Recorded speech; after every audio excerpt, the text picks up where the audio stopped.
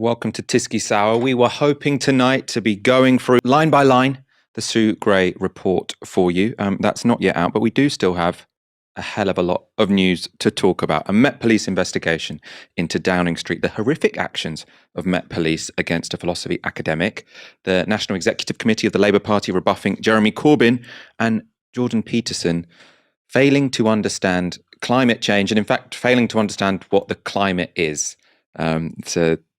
It's a clip. It's an unmissable clip that we're going to close the show with. I'm joined all evening by Dalia. How are you doing, Dalia?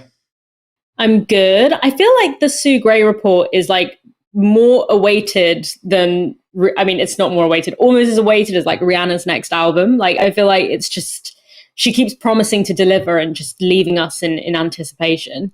It's the nerds version of Rihanna's new album that never quite arrives. We do want to know your thoughts and your questions. You can tweet them on the hashtag TiskySour or put them in the YouTube comments. We are still awaiting the release of the Sue Gray report into Downing Street parties that could determine the fate of the Prime Minister. The investigation is said to have concluded, and it is expected imminently, potentially tomorrow, potentially on Monday. However, while we wait for that release, there are lots of developments to dig our teeth into, including this announcement from the Met Commissioner yesterday. Firstly, of the information provided by the Cabinet Office inquiry team, and secondly, my officer's own assessment, I can confirm that the Met is now investigating a number of events that took place at Downing Street and Whitehall in the last 2 years in relation to potential breaches of COVID-19 regulations. Cressida Dick went on to say that while the Met would not normally investigate past breaches of COVID-19 regulations, it was justified in this case as under concern were the most serious and flagrant types of breaches. That threshold was met, she said, because there was evidence those involved knew or ought to have known rules were being broken, and crucially, that a failure to investigate would significantly undermine the legitimacy of the law. It's still unclear exactly which parties the Met are looking into and whether the Prime Minister will be interviewed either as a suspect or a witness. But at PMQs today, Keir Starmer was quick to emphasise that the mere existence of a police investigation into Downing Street should pour shame on the Prime Minister. Mr. Speaker, having got the material from Sue Gray, the police had to take a decision as to whether what they had before them was the most serious and flagrant types of breach of the rules. If members want to laugh at that, laugh. The police spelt out what they meant. They decided on the material they've already got that those involved knew or ought to have known what they were doing was an offence, and that there was little ambiguity around the absence of any reasonable defence. Does the Prime Minister really not understand the damage his behaviour is doing to our country? Mr. Speaker, I hope that the right honourable gentleman understands that although the issue that he raises is important, there is simply no way, as he knows, as a lawyer, that I can comment on the investigation that he is currently taking place. But what he also knows, he talks about the most serious issue. He talks about the most serious issue before the public today and before the world today. It's almost as though he was in ignorance of the fact, Mr. Speaker, that we have a crisis on the borders of Ukraine, I can tell him what is going on in the cabinet room of this country is that the UK government, no, Mr. Speaker, the UK government is bringing the West together so that we have, led by this government and this Prime Minister and our Foreign Secretary and Defence Secretary, to bring the West together to have the toughest possible package of sanctions to deter President Putin from what I think would be a reckless and a catastrophic invasion. That is what this government is doing. We're getting on with the job, and I think he needs to raise his game, frankly. Every single time Keir Starmer asked a question about police investigations and parties in Downing Street, Boris Johnson changed the subject. But he adopted a different tactic with the SNP's leader in Westminster, Ian Blackford. Every moment that the Prime Minister lingers, every nick in this death by 1,000 cuts is sucking attention from the real issues facing the public. Tory cuts, Brexit and the soaring cost of living have pushed millions of families into poverty. The impending national insurance tax hike hangs like a guillotine while they eat cake. This is nothing short of a crisis.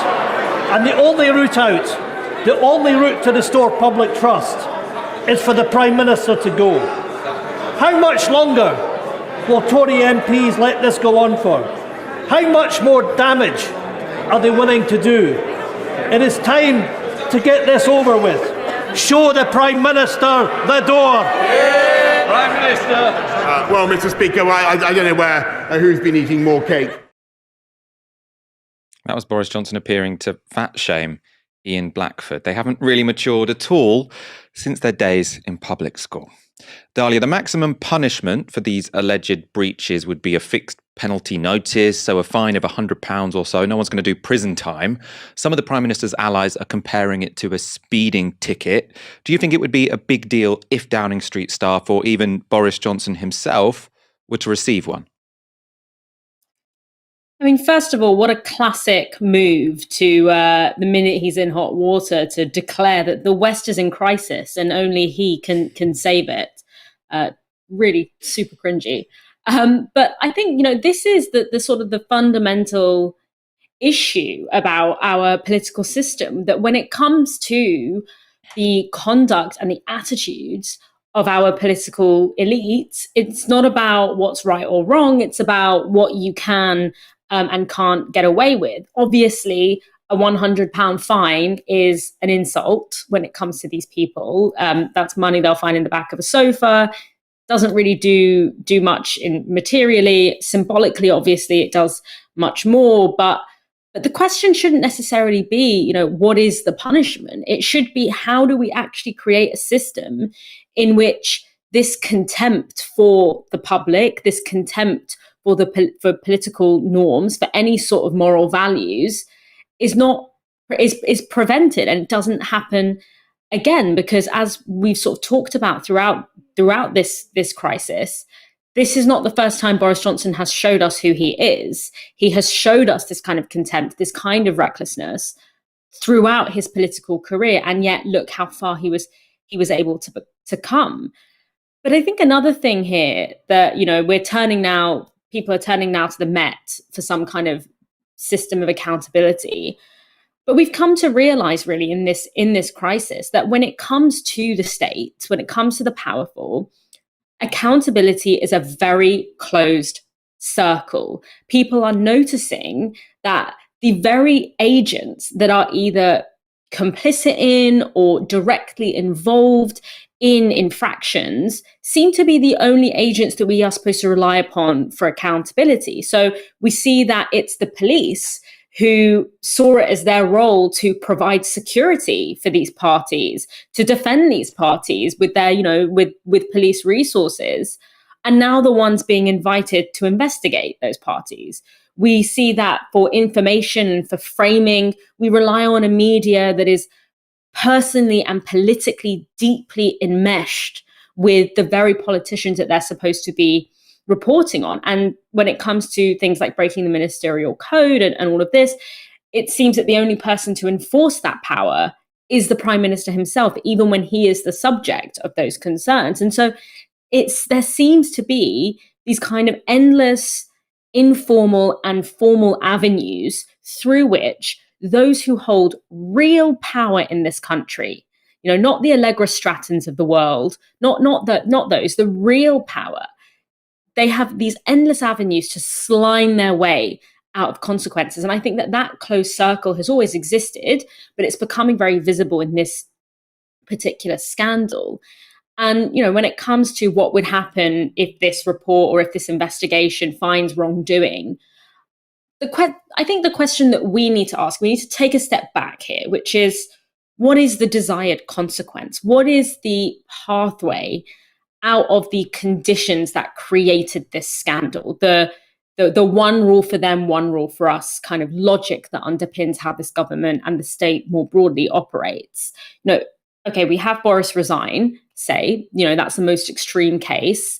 Then what? Rishi Sunak becomes Prime Minister. And then, so that's the man who wrote off £4 million of fraudulently claimed COVID relief packages by companies, and yet wanted to go ahead on universal credit cuts because of this idea that working class people shouldn't be allowed an extra 20 quid a week that they might not deserve. So does that really strike a blow at the kind of imbalance of power and the corruption that seems to lie at the heart of how the state operates? No, it doesn't. So that's why it's important to kind of look back, to take a step back when we see things like the Met Police threatening, or at least going ahead to investigate politicians, is if these are the mechanisms of accountability that we are relying on, it's no wonder that the kind of incestuous nature of these mechanisms of accountability, it's no wonder that we keep ending up with people governing us who have this kind of contempt and who have this one rule for them, one rule for us mentality. And so that's really my response to this announcement from the Met. I mean, the people we're relying on aren't particularly reassuring in this instance. So you've got Sue Gray. We've talked about her on previous shows. She's always called the person doing this independent investigation, although she's often been, fairly inclined, let's say, to keep government secrets a secret. She's not someone who is committed to a radical vision of governmental transparency. We've then got Cressida Dick, who we know in general is someone who likes to defend the establishment, to defend the powerful. They were very, very reluctant to open this investigation. It took them a long time. And I hate to tell you that the people who have the real power in this situation are Tory backbench MPs. Whatever Cressida Dick says, whatever Sue Gray says, it is going to be those backbench MPs who will be able to topple Boris Johnson if they so choose, which makes it no surprise that Boris Johnson is quite interested in having persuasive conversations, let's say, with them. Anushka Astana today tweeted that she was hearing the Prime Minister is telling MPs who say they are getting more time with the PM than they ever imagined that this is a media Labour witch hunt, that he's been through worse before and that he's bounced back before and will do so again. Those MPs would have to be really, really stupid to believe any of that, right? Because what's really specific about this row about these parties is that it is being driven by the public, I think. There have been lots of people in politics and in the media who have sort of thought at times, are we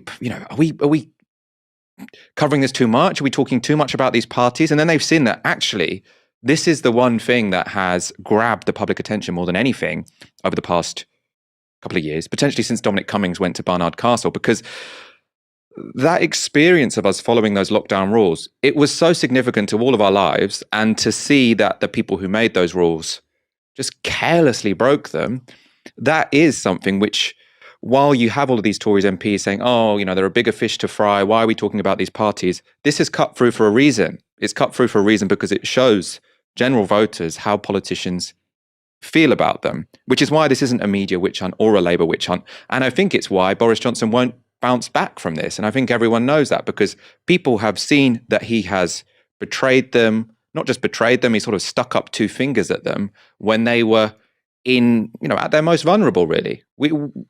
People really gave themselves over to the state during the coronavirus, during the height of that coronavirus pandemic, not going out of their houses, foregoing all the sorts of social events, meaningful events that make people's life worth living, and all the while they were breaking the rules. That's why he's not going to bounce back.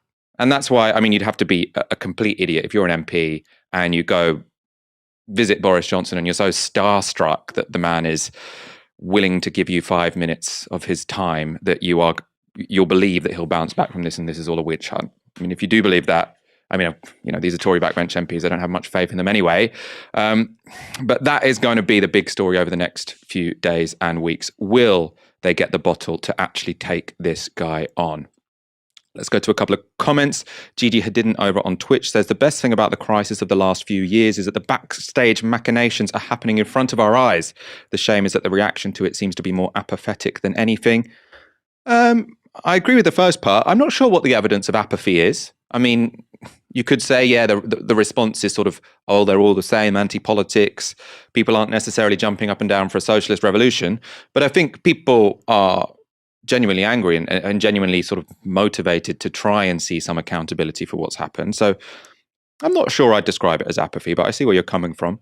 And Dylan with a fiver says, "Hey, Novara Media team, thank you all so much for what you do." Thank you so much for that lovely comment, Dylan, and for the super chat. As you all know, Novara Media, funded by our audience, not by oligarchs. If you do want to help us grow, you can go to novaramedia.com/support. We ask for the equivalent of 1 hour's wage a month. The endless revelations about Downing Street parties in lockdown has seriously damaged the reputation of the Prime Minister. But there's another group of MPs who've also been sullied, those stupid enough to back him up.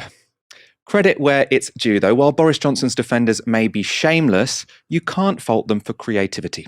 With each new leak about rule breaches, their excuses have had to become ever more imaginative.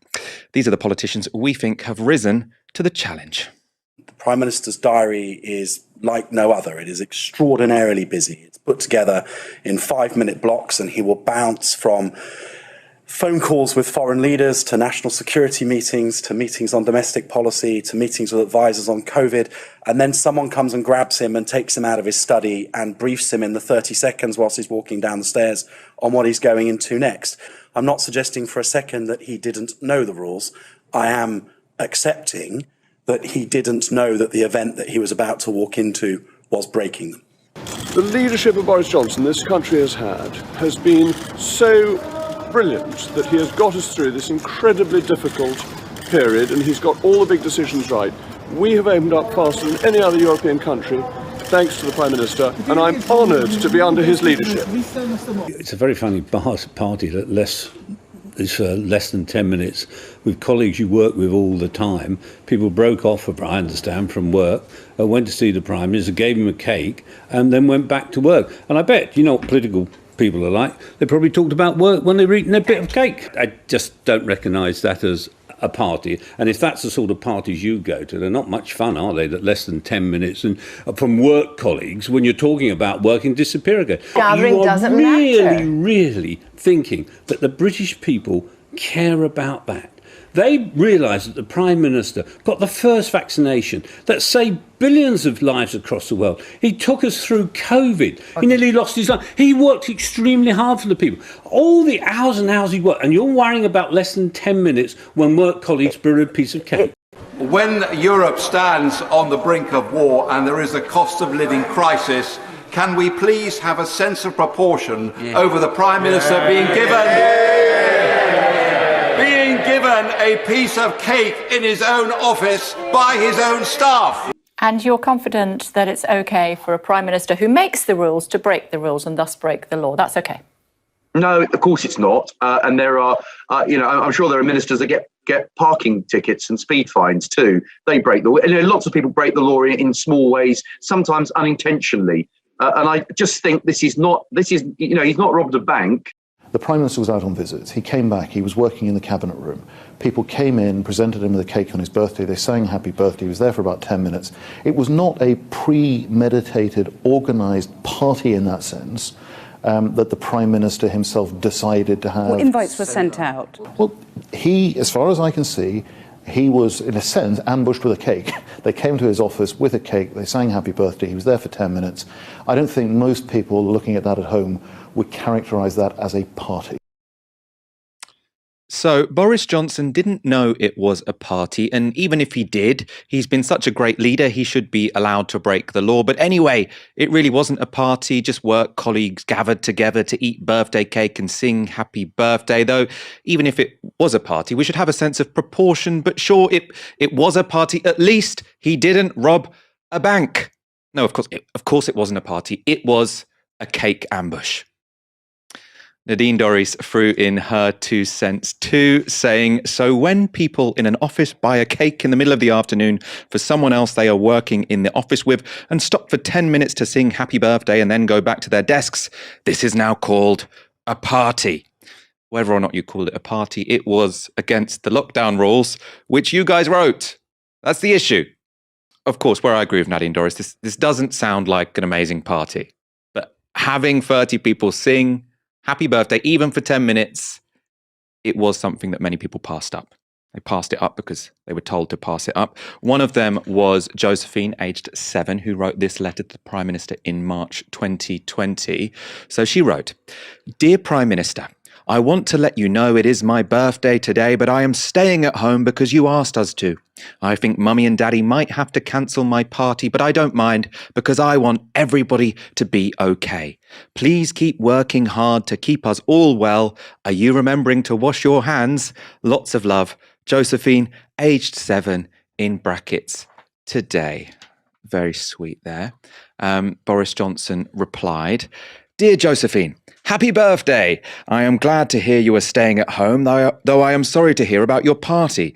We have all got to do our bit to protect the NHS and save lives, and that is really what you are doing, so well done. You are setting a great example. We are working around the clock to keep people safe, and if we work together, we can send coronavirus packing. And once we have done that, you can definitely have a party with your friends. In answer to your question, I am regularly washing my hands with soap and water for 20 seconds, the time it takes to sing happy birthday twice. Best wishes, Boris Johnson." If it takes 20 seconds to sing happy birthday twice, then that 10 minutes he spent at that cake party starts to sound a little bit longer, doesn't it? What were you doing for the other 9.5 minutes? Boris Johnson there saying you are setting a great example. He is, of course, right, or he was right, she was. It is just a shame a 7-year-old can set a better example than the most powerful man in Britain.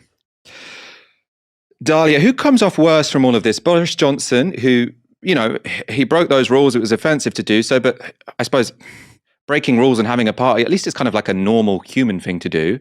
I think standing up and calling it a cake ambush and saying that at least he didn't rob a bank, in a way, it's kind of more embarrassing than the original crime, isn't it?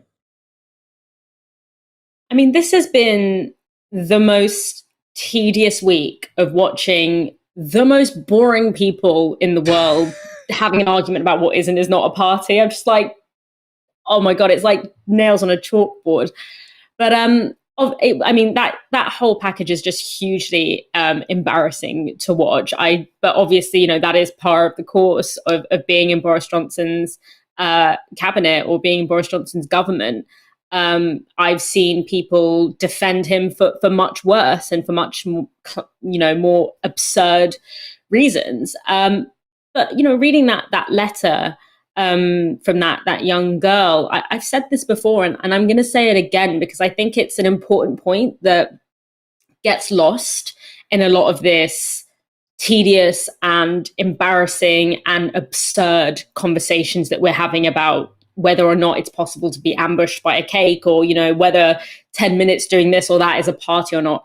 The point is that for those of us who, unlike the Prime Minister, who, unlike our government, did abide by those rules and did stay at home and did take care to, you know, even if we didn't necessarily feel like we were particularly vulnerable to the virus ourselves, we sacrificed things and we gave things up so that those who are vulnerable can be okay, and in order to retain the integrity of our NHS service. For those of us who did that, we did the right thing, and we should not regret that. We saved lives by following the scientific advice, and essentially, even though now it can feel like, oh, why did we bother? Oh, we shouldn't have bothered. No, it was incredibly important, and it shows us again, as I've said before, we are better than our government. And it's important to remember that because there's a good chance that at some point in the not too distant future, there will have to be some kind of level of restrictions or collective public health effort, like, for example, getting another booster dose of the vaccine, that will require us all to do our bit and to have faith that everyone else is doing the same in order to make it effective.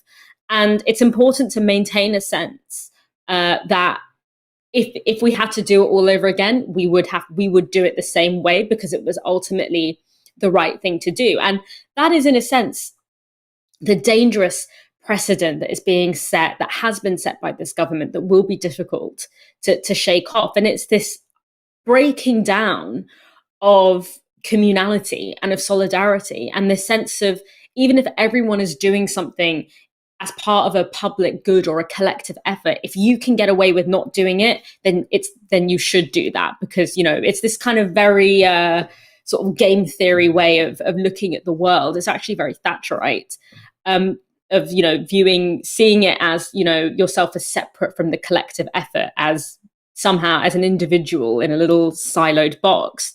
Because the next time that we are in a crisis, whether it's a public health crisis, whether it's a climate related crisis, whether it's a financial crisis, and people are being asked to do their bit in the name of a greater good, in order to protect their communities, and particularly to protect those that might be more marginalized or more vulnerable than them, we don't want people to think that, oh, well, last time I did that, it turned out that I was a mug, or it turned out that the very people setting those rules were doing something else. And so I think it's important that we try and take a moment to remember that, rather than, you know, over focusing on how clownish these MPs look, as much as it is entertaining to watch them debase themselves. In the name, for what? For Boris Johnson? A man with a haircut like that? I mean, it's embarrassing. No, it's an important point. I mean, because lots of people are using what we've now learned. You know, there's two ways of looking at it. You know, they shouldn't have broke the rules because the rules were important to protect us from coronavirus. Other people saying they've just proven that the rules were always stupid and we should never have had the rules. I mean, I think there are nuances and subtleties when it comes to certain aspects of the rules, which are potentially a bit more crude than they needed to be. But I do, you know, on the whole, fall on the side of the spectrum where at that period in time, it was pretty important actually for there to be some, you know, social distancing measures that we did all follow, and most of us did. We got one more clip for you because it's a little bit like shooting fish in a barrel, but Labour MPs haven't been passing up the opportunity to savage Boris Johnson and his allies. Speaking on Newsnight, here's Shadow Attorney General Emily Thornberry. Edward Lee said in Parliament today, when Europe is on the brink of war, I think to your point, when there is a cost of living crisis, can we please have a sense of proportion over the Prime Minister being given a piece of cake in his own office by his own staff? But it isn't the Prime Minister being given a piece of cake. It's the Prime Minister coming to Parliament and saying, I'm disgusted. I understand that there may have been a party. The rules might have been broken. I don't think they were, but I'm going to have an inquiry.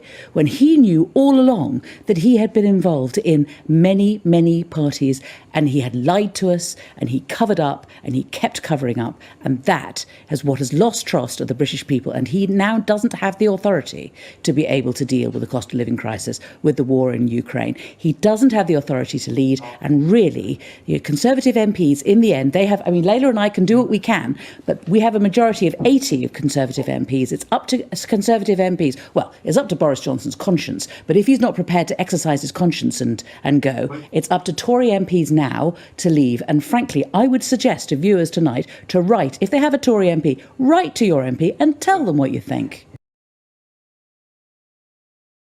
This is definitely one of those controversies where I would much prefer to see Emily Thornberry as leader of the Labour Party than Keir Starmer, just because I think it'll be way, way more entertaining at PMQ. She loves having a go at that guy, and she can do it very, very effectively. Let's look at a couple of comments. Lady Rebecca tweets on the hashtag Tisky Sour. Starmer is building opposition on the shifting sands of parties and Johnson. Johnson may go, the Tories won't. Meanwhile, it's left to people like Marcus Rashford and Jack Monroe to come up with some actual opposition policies which impact on real lives. Labour failure. I think you are highlighting, a lot of real risk there. I think they are. Today, I know they were trying to go a bit harder on the national insurance rises because they think that could also damage Rishi Sunak if he were to replace Boris Johnson. But I think all the risks you point out there are very real. Steve Powell on the Super Chat says, I'm frankly surprised that these Tory ministers can clean all the brown off their noses. The country needs a new leadership, but not on the right. And Dan Webster says on the YouTube chat, have a cake ambush on me. Thank you very much for that. Let's go straight on to our next story. In May 2013, Koshka Duff tried to hand a legal advice card to a black 15-year-old who was being stopped and searched by the Met Police. Knowing her rights, Duff refused to give the police her personal details. In response, she was arrested, taken to a police station and strip-searched. That strip search was traumatic. 3 female officers bound Duff by her hands and feet, pinned her to the floor, and cut her clothes off with scissors. Duff has described the ordeal as like a sexual assault. It also left her with a number of visible injuries, such as this bruising on her arm. Duff was ultimately charged with obstructing and assaulting the police, but was cleared at a trial after photographs of the injuries she sustained during the strip search were shown. The police were unable to say how she'd received them. On the stand, they offered these opinions. When people come in contact with police, they just start hurting themselves. And if someone's not complying, not giving their details, they've either got learning difficulties or something to hide. Really concerning statements there. Duff would go on to lodge a number of complaints against the force, but a misconduct hearing in 2018 found the officer who authorised the strip search had acted properly. However, almost 9 years after the event, Koshka Duff has now been awarded compensation of £6,000 and an apology from the police. This development followed the release of CCTV footage showing police following the strip search talking about Duff in an extremely degrading manner. Take her arm, mate. Tell her to put the back into it. Well, no, we need to search her thoroughly. So, yeah, that's her decision. She's resisting by any means necessary. Treat her like a terrorist. I don't care. Didn't find any evidence untoward. A lot of hair. I tried not to look. Oh, no. No, don't even go there. There we go. I feel disgusting, like I need to shower. You need defumigating. She rank. No, she's not actually. She is. They're close. Is it? The body isn't. Following a review of that footage and on behalf of the Metropolitan Police, Inspector Andy O'Donnell wrote to Duff saying, whilst the Metropolitan Police Service strives to maintain the highest professional standards, incidents occasionally arise when the level of service falls below that standard. I have considered the background to your claim and am satisfied that on this occasion, the level of service did fall below the requisite standard. I would like to take this opportunity to sincerely and unreservedly apologise for the sexist, derogatory and unacceptable language used about you and for any upset and distress this may have caused. You'll note there the apology is for language used, not for the actual arrest and strip search, which the Met still maintains was justified. I spoke earlier to Koshka Duff about what her experience and that subsequent apology tells us about the Metropolitan Police. By apologising when finally they're caught out, the police certainly want to present the view that they're making changes. You know, when we see Sadiq Khan tweeting about the case to say it's right that the Met have apologised, we see that precisely falling into the strategy that the kind of the Met propaganda, the police propaganda department are pushing, which is, oh, we can come not too badly out of this by saying that we're bad on this one exceptional occasion. But the idea that, you know, institutional racism and institutional misogyny are being addressed in policing, well, you know, tell that to the people who were being beaten over the head when they attended the vigil for Sarah Everard. Or to the family and friends of Stephen Lawrence who were spied on by undercover police officers. When they're challenged, they do everything that they can to disrupt, discredit, and destroy movements for change. So why on earth should we believe that they are committed to making that change? I think it also says something about sexism and misogyny more broadly, which is that misogynist attitudes are not just held by men. You know, we're all affected by what are the kind of dominant oppressive attitudes, and we can all be complicit in perpetuating them and enforcing them, inflicting them on other people. You know, if you don't resist, then it doesn't count as violence, and if you do resist, then you're asking for it. Well, that basically justifies any kind of rampage that they care to go on. And I want to connect it with the ways that the victims and survivors of gendered and sexualized violence are put on trial themselves, always for the tiniest details of their behavior and their kind of person, and just seeing how that happens in the cases of police violence likewise. Dalia, I want to bring you in on this story. I mean, the whole thing just seems completely rotten from top to bottom, doesn't it? I mean, it's a harrowing case, but it is one of many, many, many cases of this sort of what has become this kind of pedestrian abuse that takes place at the hands of the police. You know, this story, the fact that this, and Koshka notes this in her piece where she says that, you know, she's been fighting this case for 9 years, but she believes that the story of the Sarah Everard case helped to kind of give some more momentum to that case, and perhaps even end up in this apology, which, as she outlines, is not really acceptable. It's not sufficient to what this case represents. And I think, you know, when we started having those conversations about police impunity with the Sarah Everard case and gendered violence as well, or sexualized violence, as I would actually put it, because I think it's important to remember that this kind of sexualized violence doesn't just happen to women, it happens to men.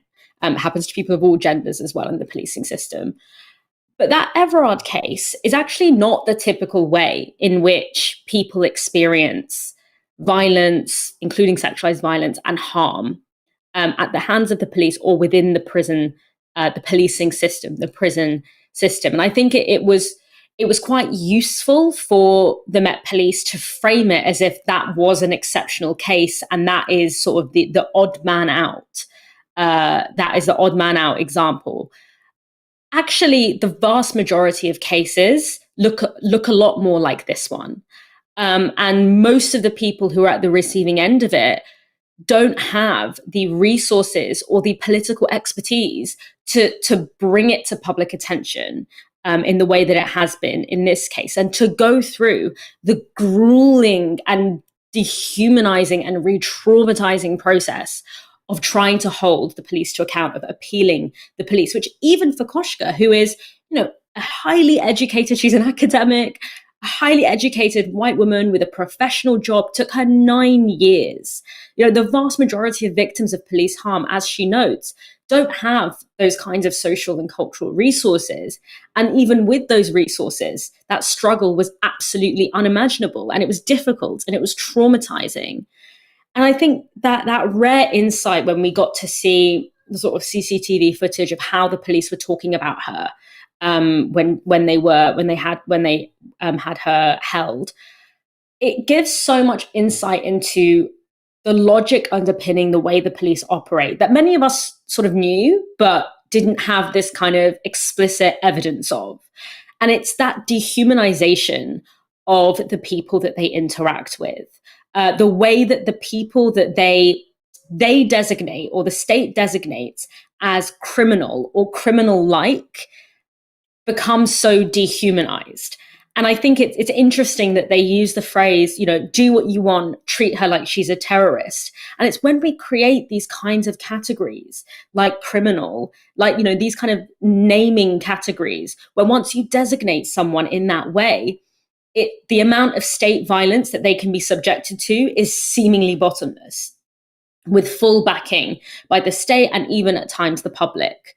And, you know, you have to remember that she was arrested for giving a bus card to a young man being stopped and searched. So they probably would have viewed her, you know, I think there was a political angle to this as well, and that they would have viewed her as a political criminal in a sense, because they would have viewed it as a political act against them, which likely fueled their venom towards her. You know, let's not forget when they were very brutally policing the Sarah Everard vigil, that wasn't disconnected from the fact that the Sarah Everard vigil was specifically about calling out the gendered and racialized violence that the police operate on.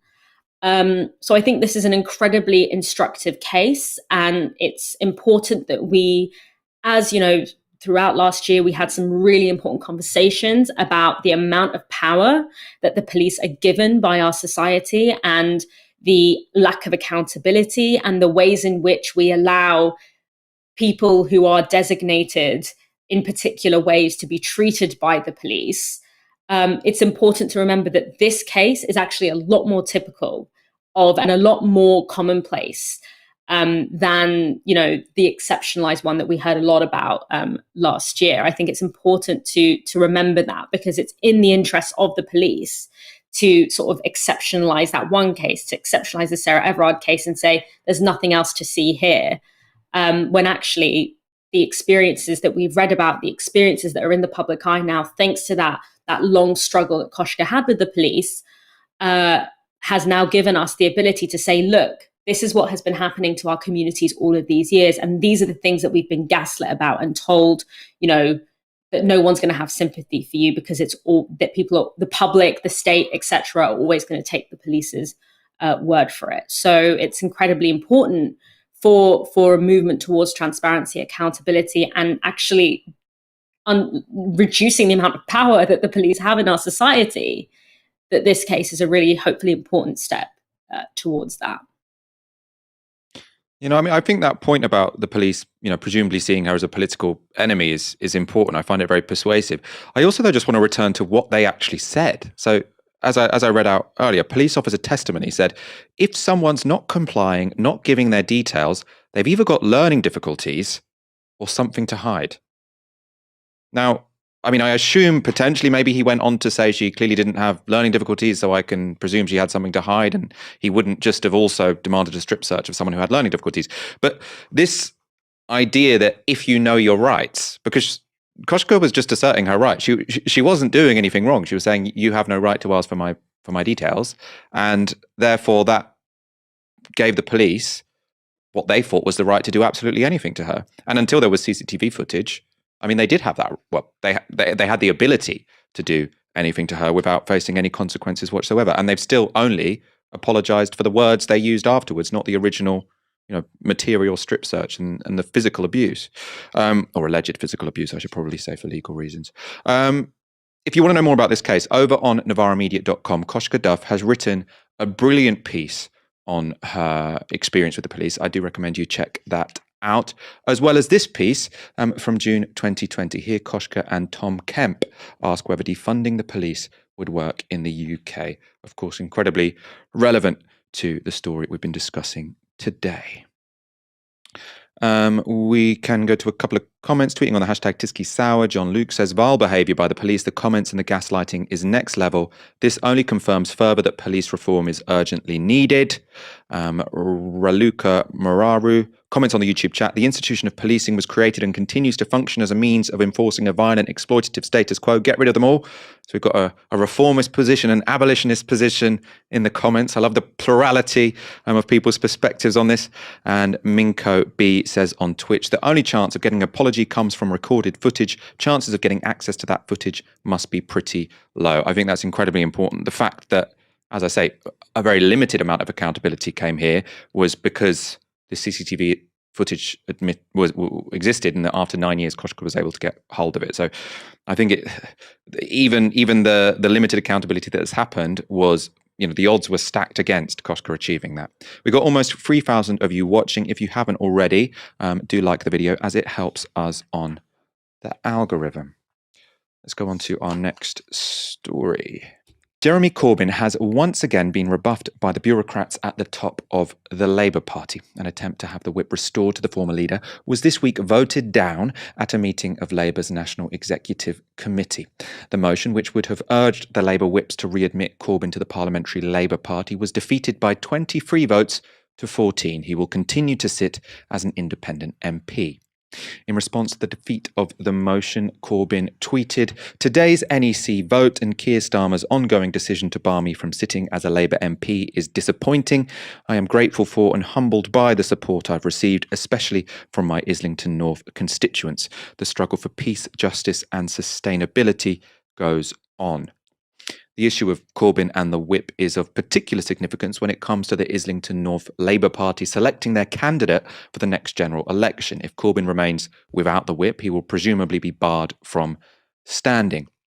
The decision by the NEC comes less than a week after Labour welcomed a Tory MP into the party with open arms. It was apparently made, or this decision about Corbyn was apparently made with little to no debate from those who opposed the motion. They simply voted against it without giving their reasons. Of course, the official line from the party is that Jeremy Corbyn cannot be readmitted to the PLP unless he apologises for the statement he released following the publication of the EHRC report into anti-Semitism.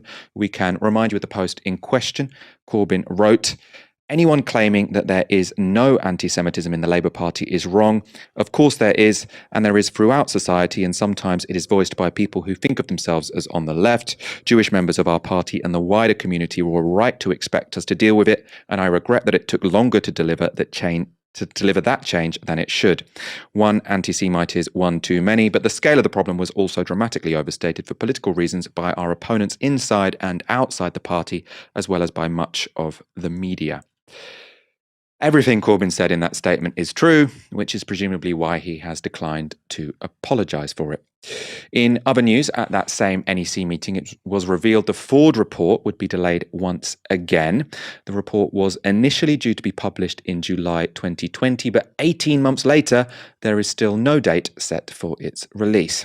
The Ford inquiry, commissioned in May 2020, was tasked with investigating the contents of a leaked internal report on the handling of anti-Semitism complaints in the party. That 851-page report, first covered by Novara Media, alleged that former Labour staff had been working to undermine Corbyn's leadership, including by encouraging inaction in tackling anti-Semitism in the party.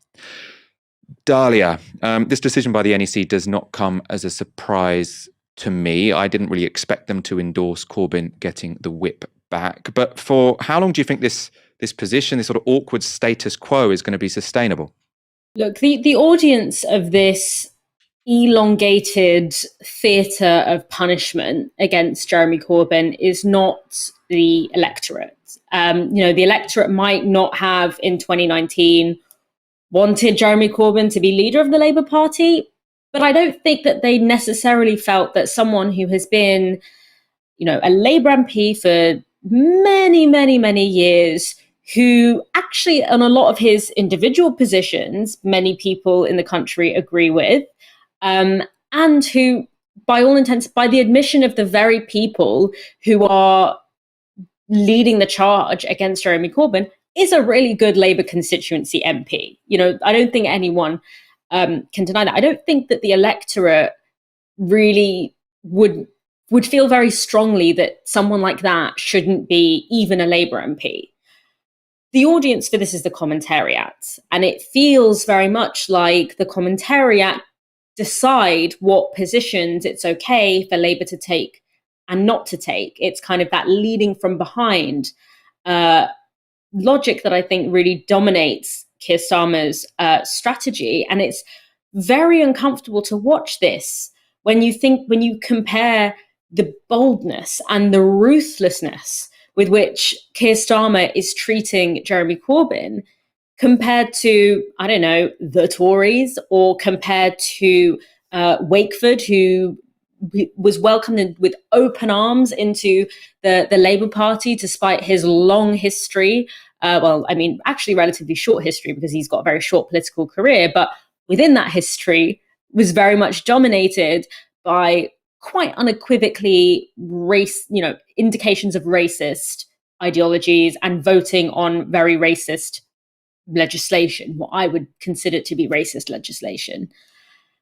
And I think also, so you compare that to, the treatment of Jeremy Corbyn, and you sort of look back and you think, what are Labour values now in this context? But I think your question about whether or not this is a sustainable position is actually a really important one, because when you think about, okay, how could Labour potentially win another general election? There's lots of conversations about, should the strategy be around, getting Tory swing voters, or should it be around or getting people who have voted Tory to vote Labour, or should it be more centred around galvanising people who don't typically vote to vote? That can be up for discussion, whatever. What isn't up for discussion is that constituencies like young people, people of colour, people of migrant backgrounds are absolutely essential in order for Labour to win. There cannot be a Labour government without those communities coming out for the Labour Party. And unfortunately, Jeremy Corbyn is liked by a significant proportion of those constituencies. We have to remember that under Jeremy Corbyn, the Labour Party increased to become the biggest party by members in Europe. And so the idea of throwing all of that away and being so eager to distance yourself from that seems like cutting your nose off to spite your face. There is clearly a way in which Keir Starmer could have both marked his own vision out for Labour in an attempt to recover some of the things that were lost and some of the voters that were lost, whilst also saying, this is a broad coalition and the people that made up that significant chunk of Labour's history, Labour's recent history, and Labour's base are still welcome in the party. And so why he's decided to go to just have no holes barred, and this no holes barred approach on making sure that it is very clear, by taking this very extreme action, by making it very clear that all of those people are not welcome in the Labour Party, it feels like a very unnecessary, like presenting it, if you're just looking at this from a purely electoral position, so take out the morality, take out the political whatever, just purely electoral strategy, it just seems like one that's going to really, really backfire. So that question of sustainability, from whatever your political standpoint is, as long as if you want the Labour Party to be in government, that doesn't seem like a particularly sustainable strategy to go ahead with, and it makes the Labour Party look really, really divided, which is also not something that is going to be particularly electable to use that kind of framework. It definitely doesn't make the party seem like a particularly open-minded or welcoming place to have the former leader just not being allowed to sit as an MP. I think it's completely self-defeating. Let's talk about another development, because for Laura Pidcock, that decision about Jeremy Corbyn was the final straw. She has now resigned from the National Executive Committee. In her statement, she said, "I promised fellow activists and friends I would stand for the NEC. I did this as a bridge from Corbynism to what we expected to be the next stage. We weren't to know exactly how Keir Starmer would handle matters within the party. What has ensued is a barrage of top-down changes, which is making it hostile territory for socialists, from those of us on the NEC to those in CLPs across the country." She goes on, "To be really honest, the cheering of a Tory MP crossing the floor in the House of Commons, an MP who has voted against everything we believe in, crystallised the deep unease. What I have witnessed on the NEC has been immensely frustrating. This leadership is devoid of ideas, lacking vision. I can't and won't negotiate with these people anymore. The summit of their ideas are just small tweaks to the status quo." And she says, "Some people seem to think that we can negotiate our way to justice by appealing to the right of the party to do the right thing. That has never worked and certainly will not work in the current circumstances." And she concludes the statement by saying, "I don't think politics is complicated, and I think it is okay to act according to your feelings and passion. When I don't feel I am making a difference, I want to put my energy elsewhere, and that is what I'm choosing to do." I'm hoping that later in the week we're going to talk to Laura Pidcock about that decision. I suppose what I would say about this, my initial thoughts about that resignation is when I started reading some of the comments, I was a bit like, well, I can see you saying, negotiating with Keir Starmer doesn't really work, but what's the alternative? What does resigning achieve? And I kind of do feel that resigning doesn't achieve very much at all. But I also respect that final statement, Laura Pidcock saying, look, I think it's fine for me to prioritise how I use my time and do things which I think are politically useful. And for me, it's come to a point where being on the NEC does not seem politically useful anymore. If her resignation would mean that a right winger would take her place and that the left would be even more marginalised in the party, I would think that would be a bit of a betrayal to the people who voted her into that position.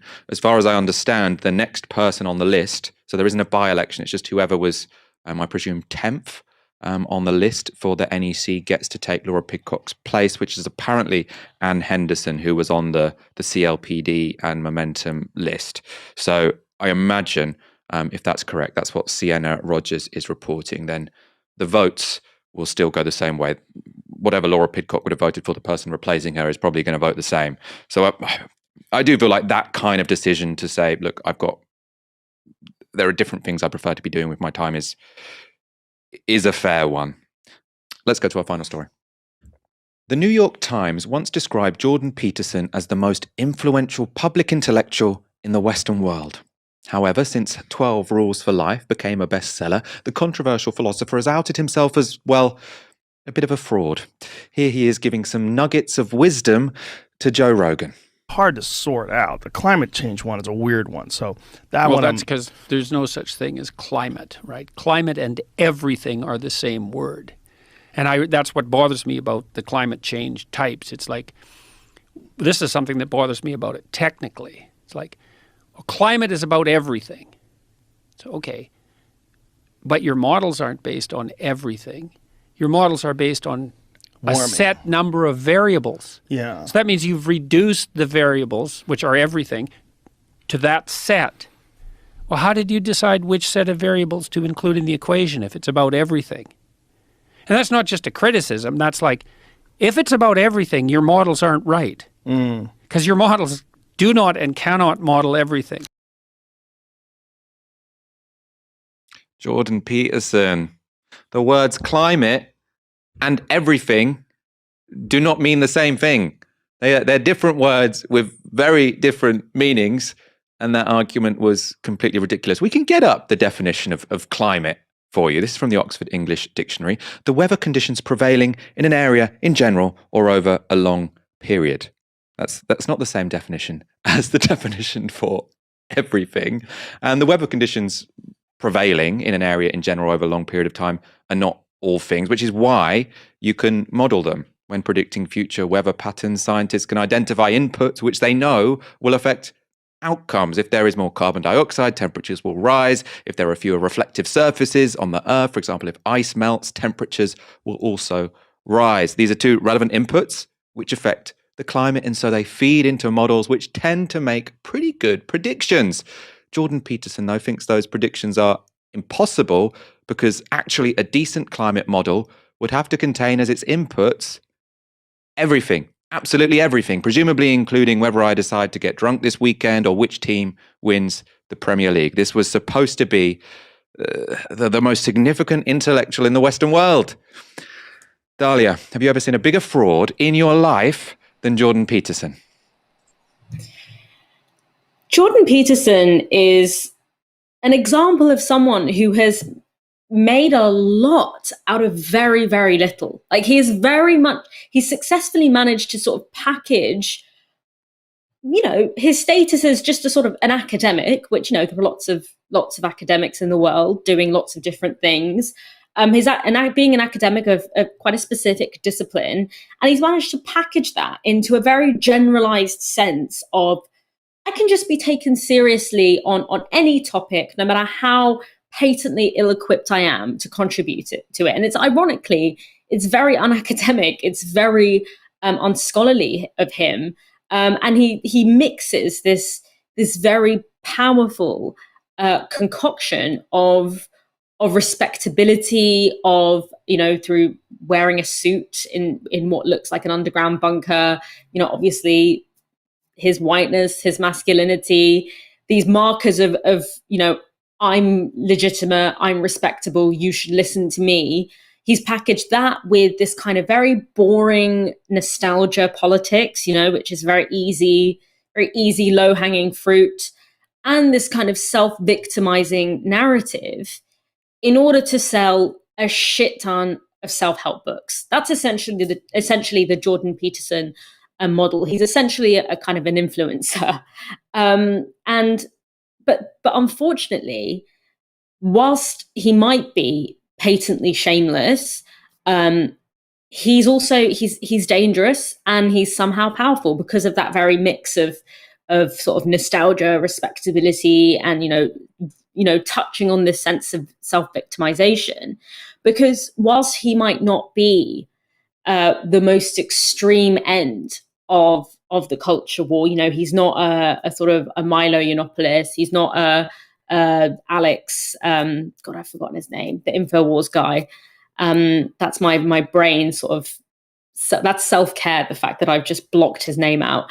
But he has a really important function in that space because he's essentially a kind of gateway drug to the alt-right, into the far right. He's a character who can take people from a sort of, curious position, a kind of somewhat down the road position, into someone who's sort of curious about how things in the world are changing, how the world around them is changing, how conversations around gender, around race, etc., are moving, and take them into some really dark places. And so even though whilst what he says might not sound as dangerous as a kind of Tommy Robinson type figure, because of his very strategic placement, which allows for both mass marketability, but also quite dark undercurrents, he's actually a very powerful figure in public discourse, which is how that happened. Honestly, historians in the future will be like, what the fuck went on there? Because I can't answer. I think it was Alex Jones who you'd managed to purge from your memory. So well, sorry for putting him back in there. It's super interesting points. I mean, I feel like maybe Jordan Peterson's sort of influence is declining because he sounds just more ridiculous now than he did a few years ago. I always thought his arguments weren't particularly persuasive, but this was just so silly, because also his argument used to be sort of against postmodernism, saying, no, it's not the case that power relations construct facts. Facts exist. We have to respect the scientific method. Now he's essentially saying we can't make any inferences or predictions because everything affects everything else, which is like a real sort of anarchic vision about knowledge. Like Jordan Peterson would be suggesting you can't know anything. You might as well give up. If climate means everything, then, everything means everything and you can't know anything. The dude needs to, relax, chill out. I'm not sure. He was in an induced coma for a while. So there are probably a lot of things going on in Jordan Peterson's life, but we'll leave it there. Let's wrap up tonight. Dalia Gebrial, a pleasure as always speaking to you this evening. Yeah, lovely to be with you today, Michael. We'll be back on Friday at 7 p.m, unless something incredibly dramatic happens tomorrow, if that Sue Gray report is published. Although, as I say, now we think probably more likely to be Monday. So unless that happens, see you on Friday. You've been watching Tisky Sour on Novara Media. Good night.